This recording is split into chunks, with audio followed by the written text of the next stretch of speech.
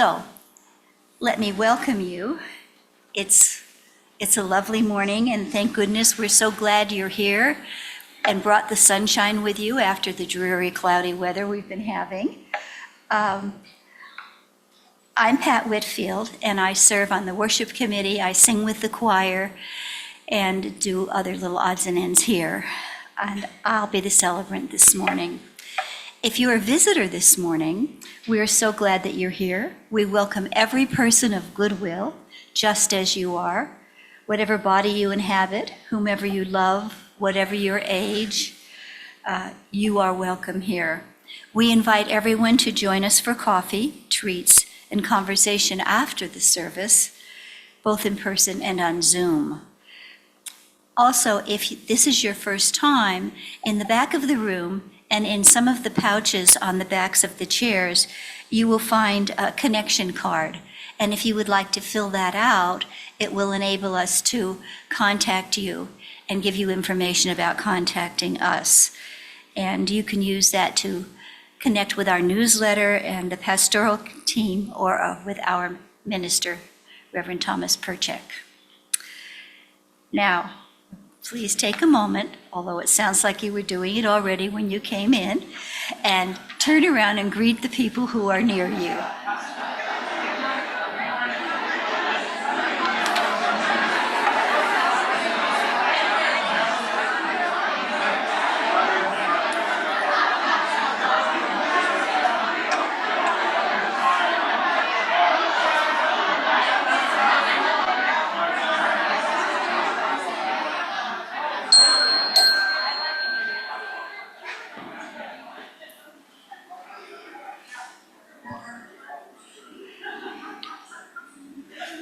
Feels like a little bit the time at the end of recess in an elementary school, but it's nice to be able to greet people.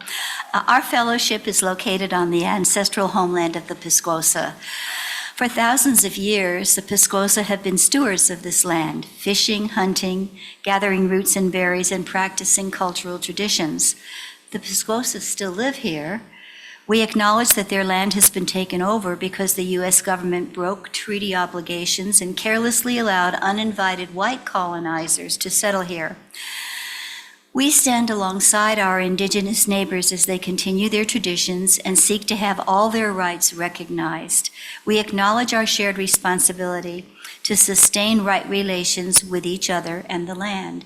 If you'd like more information on this subject and you'd like to explore it further, please visit our website, cascadeuu.org, under the Justice tab, and you'll find more information there. Please remain standing. Oh, well, since you're sitting down, don't worry about it. You're allowed to go off the script every now and then. And here is a quote that ties our theme for today's service together. The internet and online communication is the window into your world, but real life, in-person connection is the door. Communication is an art form that is crafted through our entire lives. Okay, we'll now light the chalice. The chalice and flame symbolize our congregation gathered to communicate our principles and faith. The flaming chalice is an image of our spirituality and our religion. If you at home have a chalice with you, please join me now in lighting it. Here in the sanctuary, we will speak these lighting words in unison.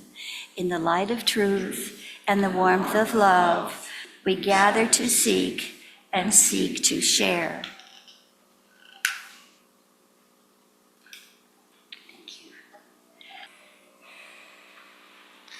Thank you for bringing those voices into our worship. Long ago, I had a singing bowl that I used to ring in meditation and in worship services until one day an elder in my congregation, she had grown up, came up to me, and she had been a small child in Germany, a Jewish child in Germany.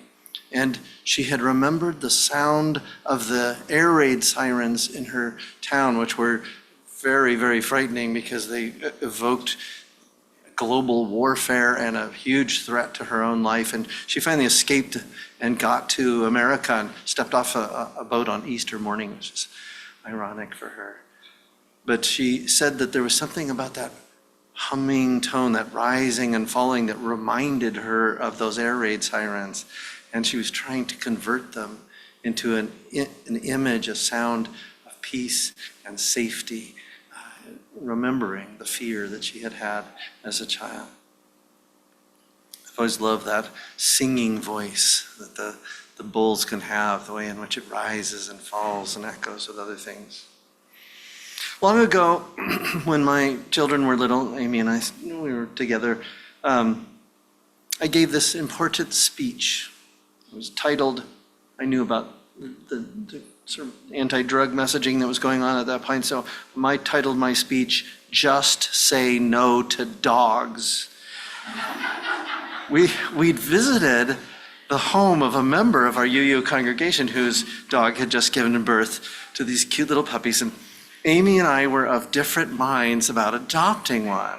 And we decided we were going to use democratic process, teach our children about democratic process. And so I gave my speech, and I had to communicate very clearly why I had no interest in living with a dog. They're stinky, they're obnoxious, they're dangerous, they take a lot of work. I was very clear. It was a great speech. I was a cat person. And then there was the counter speech, and the counter speech was from one of the daughters who said, "But they're so cute." And so this Samoyed, this half Samoyed dog moved in, and I remembered the books. I can still remember. We still have one of the books that she chewed on, and the chairs she chewed on, and in the fenced backyard, she chewed right through this thick vine that grew up over the house and killed it. We'd named her Checkers after a calico cat. It's another story. She had this irritatingly high-pitched bark, 55-pound. She was often, whenever she was irritated or demanding, she would use that bark. And as it turns out, I was the one who almost always had to clean up her messes in the backyard. I was the one who had to take her on a walk. I was the one who had to take her to training classes. I had read from the author Stephen Covey at that time, seek first to understand and then to be understood. I had to communicate with this dog. And with the Checkers, that idea was really difficult. How was I to understand someone who did not use any words except this high-pitched bark? When I took her to a training class, we were told on the first day that the biggest barrier between dog-human communications is that human beings are inconsistent and lack clarity. We're often trying to say different things, say it in different ways. That's the real problem in communicating to dogs, being consistent, being clear. And then the second problem is that the instructor explained is that we fail to understand what the dog needs and wants. We have to understand what the dog's looking for, what the dog cares about, before we can communicate what we care about. Slowly, I learned about her needs, her sources of joy, both of which dog treats served really well at meeting most of them. I learned the joy of always having a bag of dog treats in my pocket. I came to understand her need for exercise, her need to explore the world with her nose, her need to chase small animals. Her joy was always there. And I began to listen to that energy. I began to understand her, and I began to communicate with her. I had to use all the knowledge of her to get her to understand what I needed, what I wanted, what matters to me, what mattered to me. Ideally, communication is not just putting information into another brain. It requires interaction. It requires a circle, creating a circle of communication. A connection between two selves, or many selves, or thousands of selves. Communication is a communion, a circle of creation, of a shared reality and a shared understanding, a source of community at its deepest level. Words are powerful. Words are valuable. Written words have their power. But I often point out that words have their limits. For example, there was a gay man who met with a female attorney, comes into her office, and he says, I know it was hard to do, but I now need to divorce my husband. And the attorney responds, well, let's start with a few questions. Like what? Well, what are your grounds? He goes, well, we got about 5 acres out in the county. And she goes, no. I mean, do you have some kind of grudge? And he goes, well, we got a really big carport and kind of a barn. She goes, no. Let me ask this a different way. Do you have any complaints about your husband? And he goes, yeah, he leaves his shoes and takes them off, his shoes and socks, and leaves them right there in the middle of the floor. And she goes, no, just tell me, why do you want to divorce this man? And he goes, well, the guy cannot communicate and he doesn't understand me at all.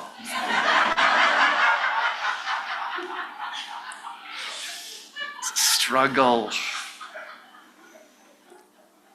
My original complaint, the original start of this sermon, was actually about email.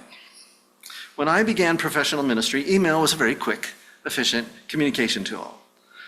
Writing has its power.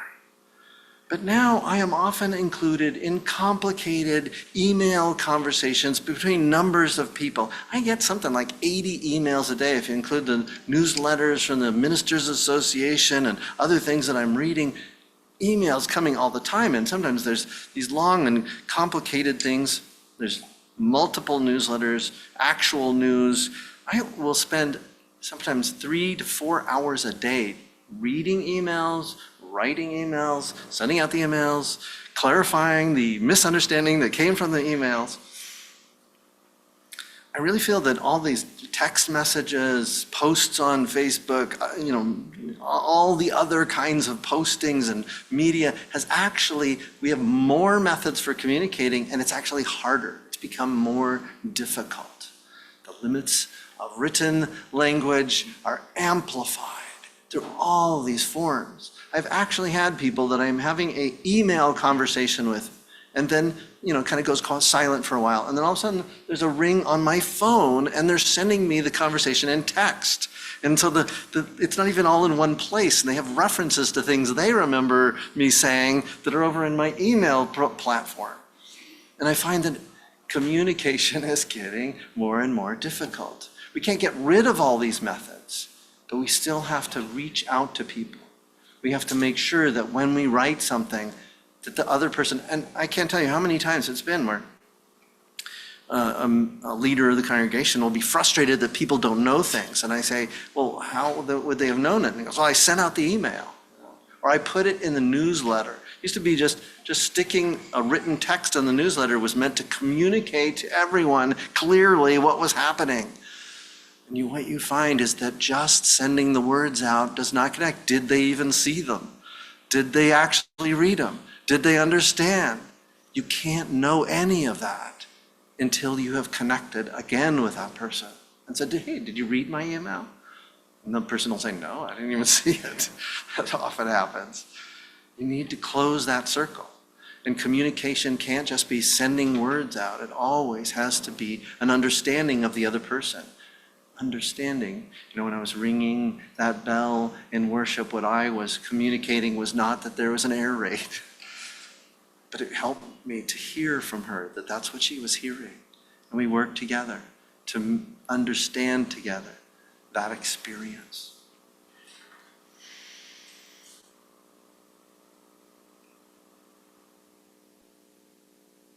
The ideal is to make a connection, to create the circle of communion, to find a common understanding and to make that understanding bond us together.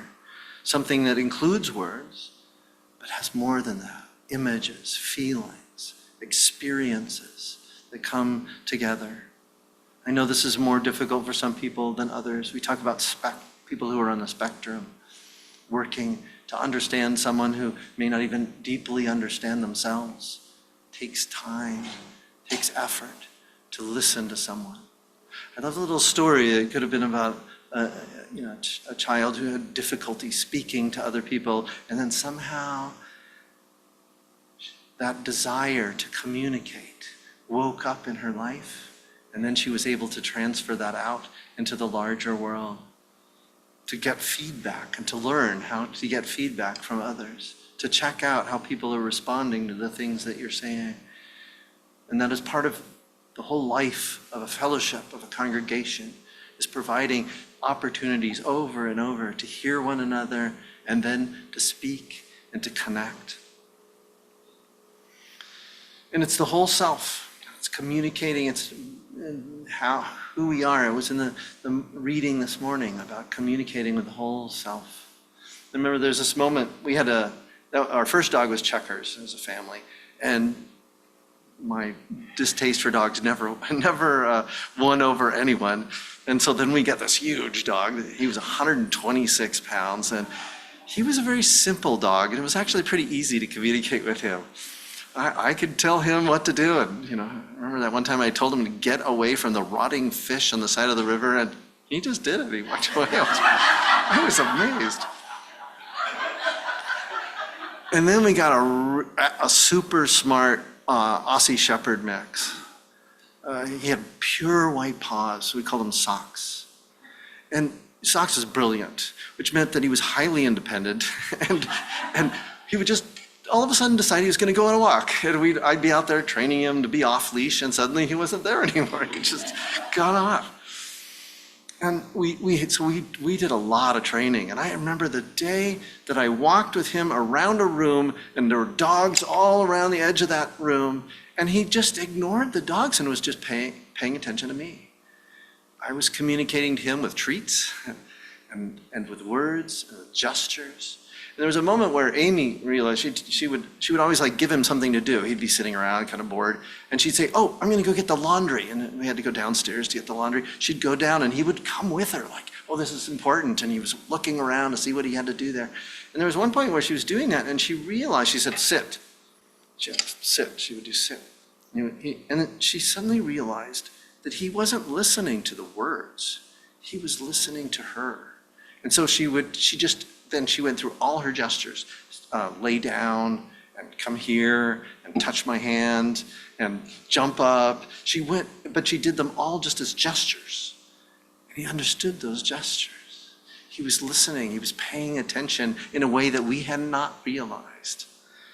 And often people are listening in ways that we do not realize. Communication is always a two-way street. I once knew two Unitarian Universalists. He was very definitely and consciously secular, scientific humanist in his approach. And she was very, very deeply grounded in this notion of the earth as a goddess, a mother goddess. And he actually said out loud in a gathering in which he had been talking about the goddess, he asked, "Why do you believe in that kind of superstition, that unscientific superstition?" So they didn't get along very well, and they didn't talk to each other. They really just sort of avoided each other. And she had her circle of people who affirmed her way of being in the earth and the passion that she had for living in harmony with the earth and listening to the earth. She spoke about how human beings are just not paying attention. We're not listening to all the living things that are speaking to us, how the mother is speaking to us. And he'd roll his eyes during those meetings. And then one day she shared at the beginning of a meeting, we were just doing check-in, that her grandson had been born. And she talked about looking into the face of her grandson and how it felt as though the world had suddenly shifted and there was more hope and joy in the world. And then we went on with the meeting. Everyone shared something else. And then after the meeting, he went up to her. This man who didn't have anything in common with this woman, he went up to her and he told her about when his son was born and how the exact same feelings of wonder and joy and transformation, this connection where suddenly this other human life mattered so intensely that everything shifted. And when she heard this, she was awed. He went from being this intellect that was insulting to being another person in her congregation, someone who cared about the same things. And the two of them began to share volunteer work on a project for helping children in the schools. There's another elder woman who had been part of that project for years, and she had been really irritated with all the work that we were doing on Black Lives Matter and anti-racism. And she saw this new technique. She says, civil rights, it's clear enough term, you don't need, all this stuff. She had this elder woman had people complain about the Black Lives Matter sign on our church because they felt that it was an anti-police sign. And she was listening to these kinds of people and she was pushing against it. And all of a sudden she realized that this reading program that she had been doing in one of the poor Black schools was an anti-racist program. And that she, for decades, had been saying that Black Lives Matter, those little boys and girls that she was teaching to read and think, she was affirming that they were part of her community, that they had value, that their lives mattered. She'd always been doing that, and all of a sudden, Black Lives Matter, the sign and the slogan mattered to her and connected something that had kind of been a project, sort of outside, serving people outside her congregation, connected those people, those children, back into the spiritual life, the religious life of her congregation. Spirituality is a form of communication, of listening to the voices that are always coming to us and then bringing back. I remember not too long ago I heard a young woman singing, and it was in the American Idol program, but she started singing this very conventional, traditional Dolly Parton song. And it's a song that says, every time I tried to make it on my own, every time I tried to stand and start to fall, and all those lonely roads that I have traveled on, there was Jesus. Now, I don't share any of this Jesus theology. Jesus has always been, for me, an incredible figure who appeared, or maybe a name for the one ultimate reality that some people use, but I didn't really relate to the words. But there was something about the way that young woman was singing that connected to me to all her losses. When the life I built came crashing to the ground, when the friends I had were nowhere to be found, I couldn't see it then, but I can see it now. And I thought about all the things that sustained me through difficult times, the congregation, the people that I have gathered around me, and how just knowing that I am part of this community strengthens me and helps me with fears of war, the fears of the upcoming election, and the fears of my own life and the difficulties in my own life. That song brought me back to that. And I felt like in some ways she was part of this larger community of hope and happiness, even though she was using language that has sometimes been used in other ways. I finally wrote a sermon about checkers, and it was titled, had a subtitle.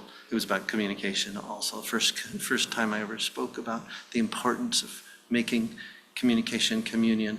And the subtitle of that sermon was How I Learned to Love Someone I Didn't Really Like. To love, to open our hearts to that deep sense of connection and communion. And now to meditate on that, to reflect on that, to respond to that, our musicians will come forward. Please remain standing as I call upon the spirit of community, beloved presence of wholeness, of communion, of connection. Be with us. Hold us together. Open doors and windows, even email, to be avenues for connection to one another and to all living things in the beloved community for which we hope and which we find each day. Please join with me in saying the chalice extinguishing words. Extinguish this flame, but not the light of truth, warmth of community, or this fire of commitment. These we carry in our hearts until we are together again. So be it. If you'd like to make a circle and sing our closing song, please do.